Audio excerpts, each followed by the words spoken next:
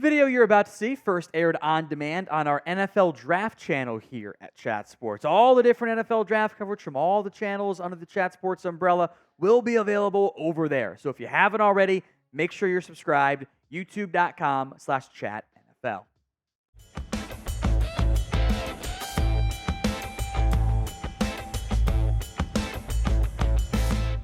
USA Today has dropped a new 2025 NFL mock draft, so we are here to break it down for you. The order is their order. It's the Super Bowl odds stuff, blah, blah. Don't read too much into it. We'll discuss the players and the fits as well. We actually, for my original mock draft, the way to the version, had the same number one overall pick here. It's James Pearce Jr. out of Tennessee. I sent this to Matthew Peterson, our Titans fan here, an alum, and he got mad at me for putting Pearce at number one, saying it was rat poison. It's just not fair. I can't do anything right. I love James Pearce, but I'm too high on him still, and you don't want the hype. So I can't be low on him, can't be high on him. Make it make sense. I think he's a great player, though. I do like Luther Burden a lot out of Missouri. Is he really going to go number 2 overall? I don't know. But the talent's really intriguing. I think kind of makes the Missouri quarterback look a little bit better than he actually is. Like the talent there. In theory, it's the number 1 receiver for Drake May. And, spending your first pick on a young quarterback and then spending more assets on him after an offensive draft last year, always down with that plan. Now, do you enjoy our way too early 2025 NFL draft videos, the prospect rankings, the mock drafts? If you do, type in Y for yes. If you don't, believe in democracy, type in N for no. Denver, as a Garrett Bowles replacement, takes Will Campbell out of LSU. Yeah, that's not an issue for me. Getting a potential franchise left tackle number 3 overall. Love it. So I'll preface this by saying I do like, I believe it's pronounced Deone Walker, though he's got some stuff that says like Day One Walker, which is kind of a fun nickname too. This makes 0 sense for Tennessee. They just huge human being, great athlete, moves so well, makes no sense for Tennessee. They have paid Jeffrey Simmons, and they just drafted T'Vondre Sweat in the top 40. Taking another defensive tackle, I don't get it. Weird fit that makes no sense to me. Great player, though. Carson Beck to the Giants. You ask the majority of NFL draft analysts, I think they take Beck, or at least the plurality of them. But it's not a great quarterback class.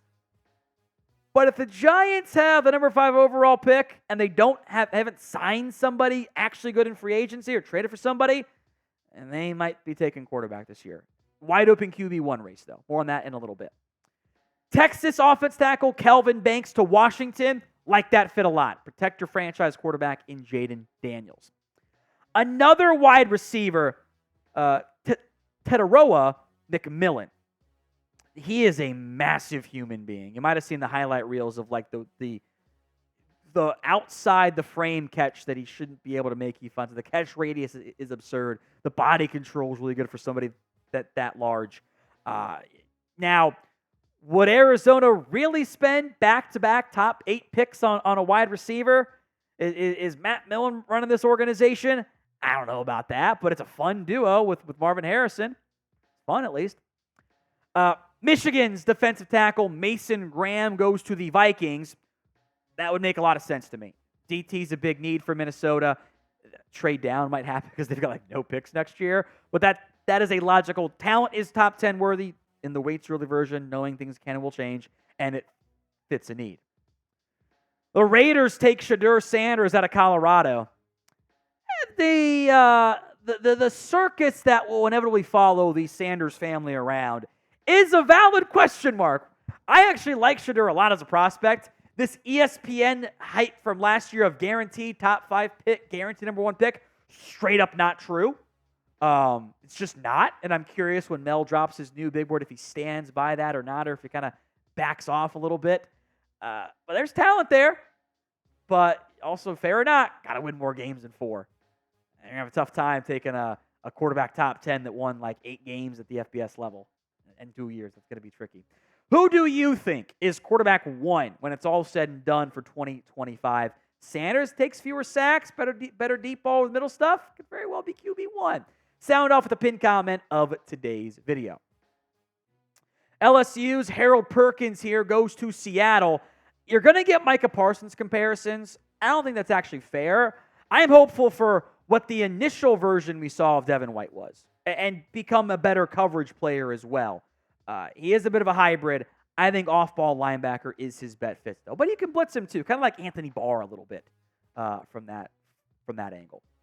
I do think this is about the right range for Will Johnson here. Off the board, number 11 to the Saints. Really good cornerback. Was kind of an instant impact player early on in his career for the Michigan Wolverines. Hey, you might not have Marshawn Lattimore. I get that. You have Alontae Taylor, you have Paulson Adebo, and you have Kool-Aid McKinstry, though. Those are all like top, I think Adebo was like a top 80 pick, 85 pick. Another one?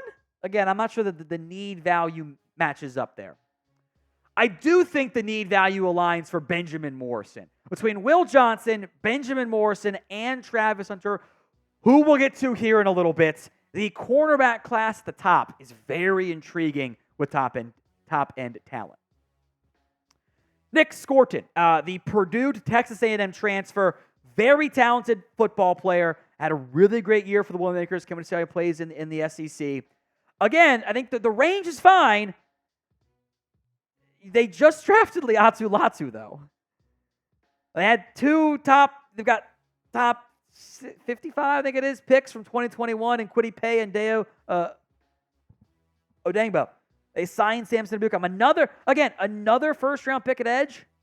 I get the player. Did we commit the amount of time to going through what are the needs for this team? I'm not so sure. Now, you can go to prizepicks.com/CLNS, download the app today, and get a first deposit match up to $100. What is PrizePicks, you say? You should be paying attention for a long time. I've been a long-time sponsor here at Chat Sports. It is America's #1 fantasy sports app. Over 5 million active members. Get in on the daily action with your friends and become part of the PrizePicks community today. There is always action on PrizePicks, and this is the perfect time to try out something new as basketball is winding down. You've got men's and women's plus baseball. You can even try esports, by the way. And make sure to try out esports this month because every Wednesday and Saturday in June, if your lineup does not win, you'll get your entry fee back. That's Counter-Strike 2, Call of Duty, League of Legends, and more. You can also do NFL season-long PrizePicks. Now, I'm taking the more than on all of these guys because you're kind of already factoring in the injury risk. The numbers there, Mahomes passing yards, Dak passing yards, CeeDee Lamb touchdown catches, Micah Parsons sacks, all numbers that were less than what they got last year. They'll get there if they stay healthy. So go to prizepicks.com/CLNS and use code CLNS for a first deposit match up to $100. Link will be in that comment section and the description of today's show. Steelers take Quinn Ewers here out of Texas. I am not going to put in my first-round mock drafts right now. I just can't do it. There's talent there, don't get me wrong. But from a statistical perspective, the deep ball is not. And you can't make it in the NFL if you don't have a good deep ball. It's just not going to work. And we made big deals about, hey, does Bo Nix push the ball downfield enough? Does J.J. McCarthy? They got way more deep ball success than Quinn Ewers does outside of one good game against Alabama, despite having two of the fastest receivers in college football, a seam-stretching tight end. He had terrible success rates beyond 20 yards. That's got to be fixed. It has to be. The hype and then the name brand is there. The film was not for me. I hope he gets better this year. I really do. It'd be fun to have the Texas is back tweets every week as a yes for me. But I got to see more work there. Not to mention the footwork. It's personal, but I can't stand it. A little surprised Travis Hunter went 15 here. I'm going to limit him as an athlete. I think he can play both corner and wide receiver. I think he's that good. Now, arguments over where he plays, sure. I think he's good at both spots. I think he's really good. Like, of all the Colorado players and coaches, this is the one I'm like, yeah, put Travis Hunter on my team. Cornerback, wide receiver, little both. I think it works. Malachi Starks, the safety out of Georgia, probably is safety one for most people as we sit right now. Decent potential need for Jacksonville. Don't mind that one at all. It's really like, I think he was the best defensive back for Georgia this past year, and they had some guys go early. But hey, how do you value a safety in the modern-day NFL when it comes to round one? And also, how do you value a tight end? Colston Loveland is the pick here to the Browns out of Michigan. I think he would have been the consensus tight end too had he been eligible. Might have snuck in the back end of the first round. Njoku, if the Browns wanted to, they could move off him after this year. I'd be a little bit surprised if they did because there's not that much cap savings. But looking ahead, be a pick for the short-term tight end too. They use 2 tight ends in that organization after all. So it's actually a pretty decent fit, I believe. Tetairoa Davis, who I actually appreciate. I think it was Doug Farrar who wrote this one for you the other day. I like him putting in these Arizona boys. I think I'm higher than most on him. They got some damn good football players, and Davis certainly is one of them. My only concern here, Jalen Johnson, Tyreek Stevenson, and Kyler Gordon. 3 first or second round picks a corner. Who are you out on? Maybe I'd have more interest in taking a pass rusher here if I were the Bears. Chargers take Ollie Gordon. This would kind of be a Jim Harbaugh pick, wouldn't it? Add to the running game, right? Ollie Gordon was highly productive this past year, winning the Doak Walker Award at Oklahoma State. 285 carries for 1,700 plus yards, 6 yards per touch, 21 TDs. Big boy at 6'1", 211 listed size, but he's very, very talented. Abdul Carter out of Penn State. You might actually see some more Micah Parsons comparisons here for the Penn State boys. They've got some very talented players on this upcoming roster for them. Houston, I think, actually could be in the market for some more pass rush help. Opposite Will Anderson, they did pay Daniil Hunter. He's probably not going to be there super long term. We'll see about Dylan Horton. Adding a better third and Carter short term and your long term too, I actually do think is very intriguing. He might be the better Micah Parsons comp given the linebacker to edge kind of switch that's happened there. Like this fit a lot for the Jets. Emeka Egbuka out of Ohio State to the New York Football Jets. They need another receiver. They kind of have undergone some change there. And why not just make it the Ohio State wide receiver core? Garrett Wilson and Emeka Egbuka, put them together and let Aaron Rodgers or whoever the quarterback is have some success. I will have more NFL YouTube videos for you right here on the channel, so do not miss out. Hit that sub button right now. Jabbar Muhammad, number 22 here to the Atlanta Falcons. He was at Washington. He's transferred to Oregon, and he will be in the first-round pick conversation, I think, for really the entire time here. This could be your opposite starter, alongside A.J. Terrell. No complaints. Good pick there for the Falcons. I have complaints about this pick. I know it's a way too early mock draft, and we should care more about the players and about where they go.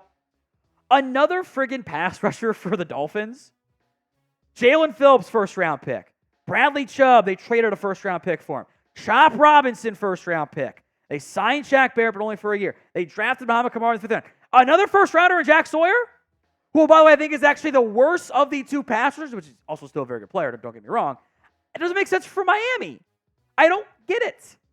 Green Bay takes JT Tuimoloau here, so we're on a bit of a Ohio State run of playmakers.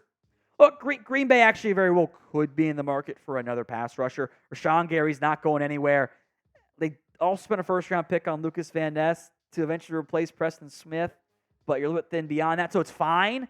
But, come on, guys. Why not a corner? Corner is a bigger need for them. Frankly, I think you would have been able to easily convince me into just flip it to Tetairoa Davis and JT Tuimoloau here. You do that, I think the mock's way better. I like Kevin Winston to safety out of Penn State. If you've watched our Cowboys coverage over the years, you know that I love safety play. I think he's a good football player. He's a great tackler, offers some coverage ability. Safety's not a need for Dallas right now. Unless they play bad, you don't have a quarterback under contract next year. Literally zero. You need running back help. You need receiver help. Safety? Really? By the way, it's going to be 3 safeties in round 1. When was the last time that happened? Now, I do think a kind of decent sleeper pick here for a team that always loves throwing assets at the pass rusher spot Ashton Gelati, low-key, had 11 sacks last year for Louisville. Do you need another pass rusher with Josh Sweat and Nolan Smith, at least Josh Sweat for now, and Bryce Huff and Jalix Hunt? I don't know, but they at least always do it, so I'm fine. Lions at 27. Another first-round pick on a running back? Another one? Even if you cut David Montgomery, you're going to spend 2 of your most premium assets on a running back? I don't know about that one, Jim. Quinshawn Junkins, I think, could easily go round 1. Would not surprise me. Might be RB1 when it's all said and done. But does Detroit need to spend another first-round pick on running back? What about a receiver? Some defensive help. I would not like a running back pick when there's already Jahmyr Gibbs. You want to have 2, I get that. Maybe don't spend 2 first-round picks on it. Bengals take Denzel Burke here out of Ohio State. Now, I would assume Cam Taylor-Britt goes nowhere, and he ends up being your number 1 corner. Maybe the Daxton Hill, DJ Turner combo doesn't work on the outside. One of them plays nickel. Josh Newton was only a 5th-round pick, so I'm fine with it. This would be, though, 5 first-round picks for Ohio State. That's 1 shy of the record for most first-round picks from the same school in the same year. We've done this road before. I've seen some mock drafts where 8 first-round Ohio State players go. This is in previous years, and they had like 3, by the way. How many OSU players actually go in round 1? Let me know in the comments section of today's show. The Bills at 29 go with Jonah Savnaia out of Arizona, the offensive tackle. You've got Deion Dawkins. Maybe the Spencer Brown experiment ends. No complaints there.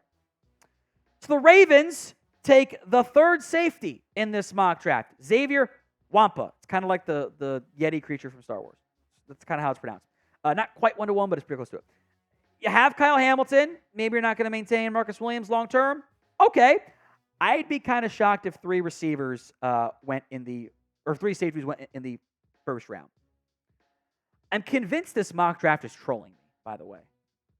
Trey Harris. Another friggin' what? No, what are we doing here? This doesn't make any sense. The Niners have too many wide receivers already. They're not spending another first-round pick on one. I like Trey Harris. It could be an early-round pick. Wouldn't surprise me. Another wide receiver? Really? I get it's a way too early mock draft. Man, guys, we got to pay more attention to who we're mocking where. I do not understand that at all. The Chiefs at number 32 overall. This would be, by the way, the 3rd first-round pick on their edge rusher depth chart. They've also got Mike Dana in there. Charles Menny were not first-round picks. George Karlaftis, Felix Inudike-Uzama, 2022, 23, and 25 first-round picks at edge. Princely Umanmian, I actually like him a lot at the Florida to Ole Miss transfer. It's edge, it's premium position, but it's little interesting to me there. So who did USA Today leave off of their 2025 NFL mock draft? There are some names I want to mention. Let me know in the comments section. Now, we'll start mostly with offense here. Some notable players on the board. Offensively, couple good receivers, I would argue, led by Deion Burks. 2 offensive linemen I think could very well get top 15 buzz. Ernest Green, Emory Jones. Tyler Booker left off the board. If you factor out the quarterbacks, as they look like the number 1 pick odds from people out there, so it's James Pearce, it's Will Campbell, it's Mykel Williams. Wasn't in round 1. And I get that the number 1 pick is a little strong for me. But to not put him in round 1, one of us is going to look really dumb a year from now.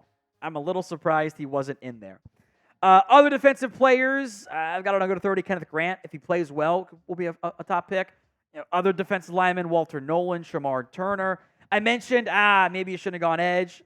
Landon Jackson, Patrick Payton, it's a good edge class, by the way. Landon Jackson had a great game against Alabama. A little quiet beyond that. Got to do more for me. He's got great size. Peyton was really good for Florida State last year. Plenty of good edge rushers and defensive players, it seems, in the way too early mock draft.